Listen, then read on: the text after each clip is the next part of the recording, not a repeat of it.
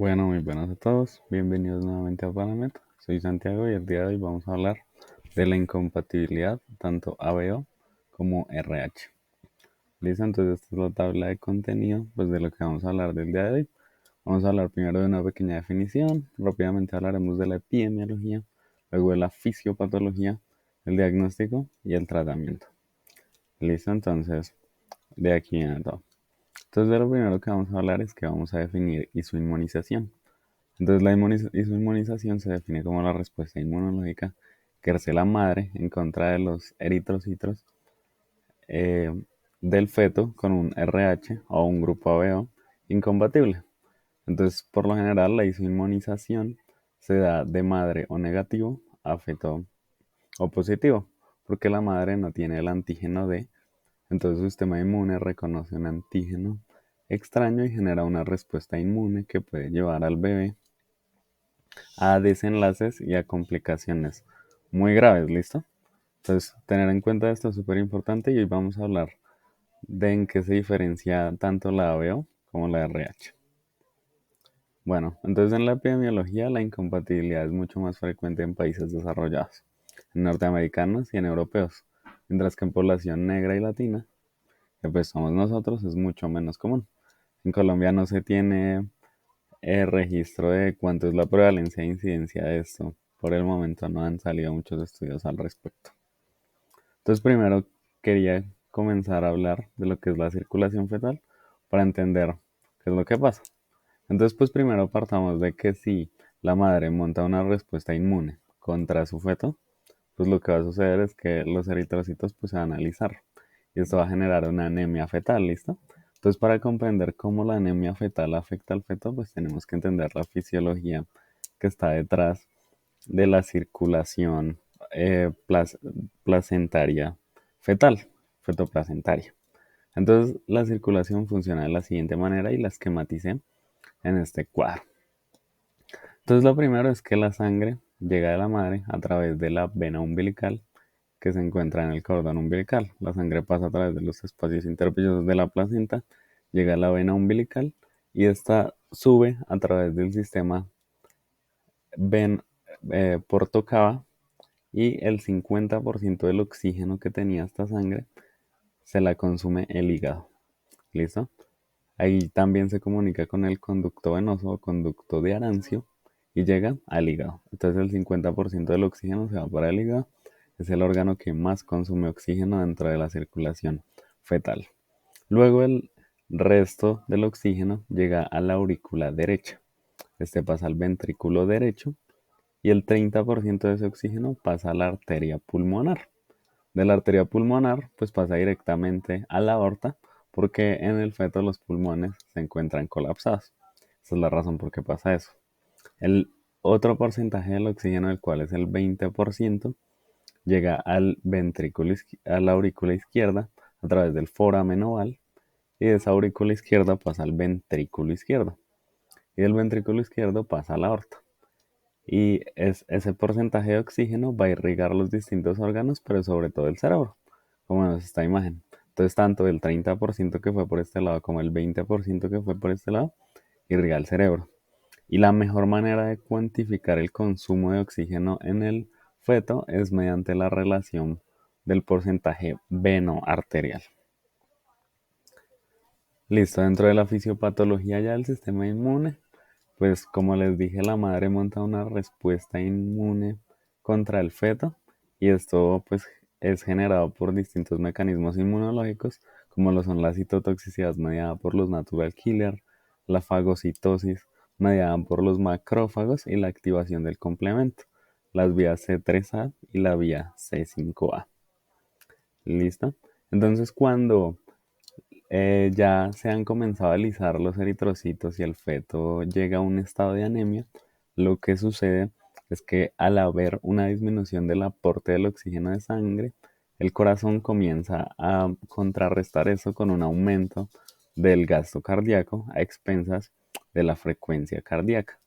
Entonces, como al corazón no le llega suficiente oxígeno, comienza a haber una falla cardíaca de alto gasto porque el corazón está intentando compensar esta falta de oxígeno que tiene. Y a largo plazo la isquemia y la hipoxemia genera una isquemia cardíaca en el corazón. Esos son los dos principales eventos a nivel fisiopatológico. Y también este proceso de hipoxia a nivel de los vasos sanguíneos genera un edema generalizado en el feto, el cual se denomina hidrops fetalis, que ya vamos a entender cuáles son las fases de formación de este edema. Adicionalmente, como bien sabemos dentro de nuestros preconceptos de fisiología, el grupo M se cataliza y pues se forma la bilirrubina. El catabolismo del grupo M forma bilirrubina y el aumento de la bilirrubina pues genera encefalopatía eh, a expensas de la bilirrubina pues en el feto, que en neonatología se llamaría kernicterus, puede llegar a generar kernicterus en el bebé. Entonces este edema que se da en el hidrops fetalis tiene unas fases. Primero se da en la pared intestinal, luego en los espacios interasas. Posteriormente genera citis, derrame pleural y derrame pericárdico. Luego es subcutáneo y finalmente es un edema subgaleal. ¿Listo? Aquí pues quería comentarles un detalle más, que la incompatibilidad ABO es mucho menos agresiva que la incompatibilidad RH, dado que los anticuerpos ABO, en primer lugar, la mayoría son IgM, entonces los anticuerpos IgM no cruzan la placenta porque son de un tamaño mayor, mientras que en la RH es más agresiva porque son IgG. Y además, en la incompatibilidad ABO, los anticuerpos se eliminan con mucha mayor rapidez al momento del parto. Entonces eso también induce a que el cuadro sea mucho más leve. Entonces en la ABO el cuadro también es mucho más leve a tener en cuenta. Dentro del diagnóstico, la clave es coger a las madres con estas características desde el control prenatal, ¿sí? La clave está en la administración profiláctica de 300 microgramos de inmunoglobulina G anti-D a las madres que no se encuentran sensibilizadas. Y pues la realización de un CUMS indirecto. Entonces te llega la madre O positivo con un feto que va a ser un madre O negativo con un feto que va a ser O positivo. Entonces lo primero que le realizamos es un test de CUMS indirecto que mide los anticuerpos que tenga la madre a nivel sérico. Si estos anticuerpos son positivos, pues le administramos de una vez la inmunoglobulina anti profiláctica por el riesgo de inmunización y estamos vigilando a la madre. También cabe resaltar que cuando una madre tiene estas características, el test de CUMS indirecto se da cada mes hasta la semana 24. A partir de la semana 24, el test de CUMS indirecto se envía cada 2 semanas para más control. Si el test de CUMS sale positivo, se realiza un ecodoppler que mira la velocimetría y la pulsatividad de la arteria cerebral media, y si esta es mayor a 2,5 desviaciones medias estándar, pues esto implica que el bebé está en un grado de anemia fetal, y ya vamos a hablar de cómo tratamos ese feto que ya se encuentra en un estado de anemia severo.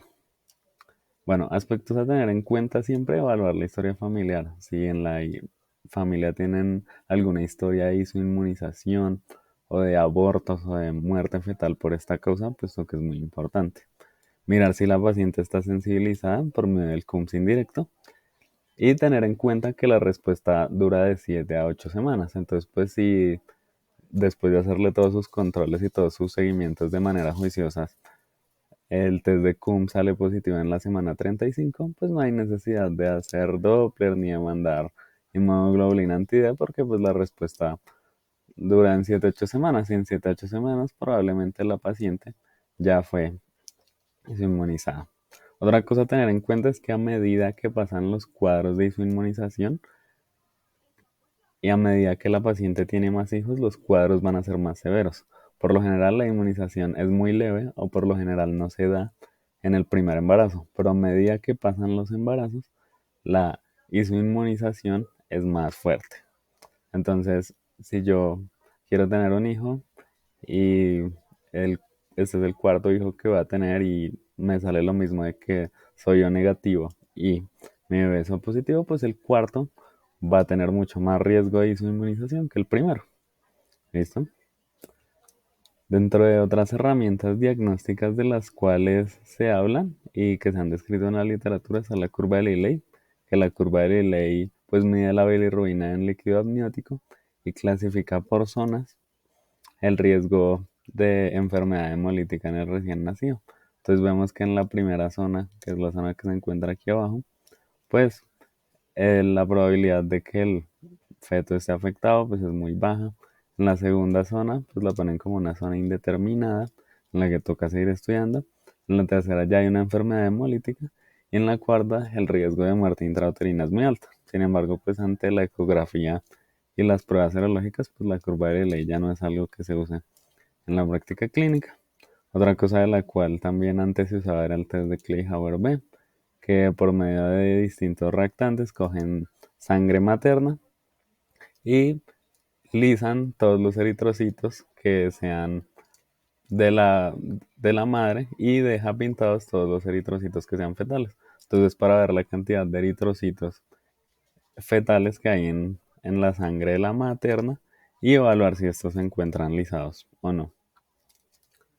Entonces, el tratamiento ya cuando hay anemia y cuando ya sabemos que el paciente está en alto riesgo de inmunización, el primero es la exsanguinotransfusión, con la idea de mantener las hemoglobinas mayores a 8.5 miligramos de mililitros. Este es nuestro rango en el que nosotros decimos tengo que transfundir. Y ya cuando tenemos el neonato, pues si hay kernicterus, realizar fototerapia, ya que esto ayuda a disminuir los niveles de bilirrubina y así evitar pues la encefalopatía metabólica por bilirrubina. También la amniocentesis se puede realizar pues bajo estas condiciones, ¿no?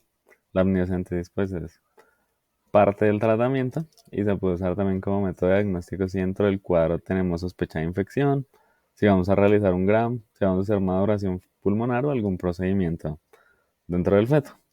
Entonces pues eso sería todo, muchas gracias.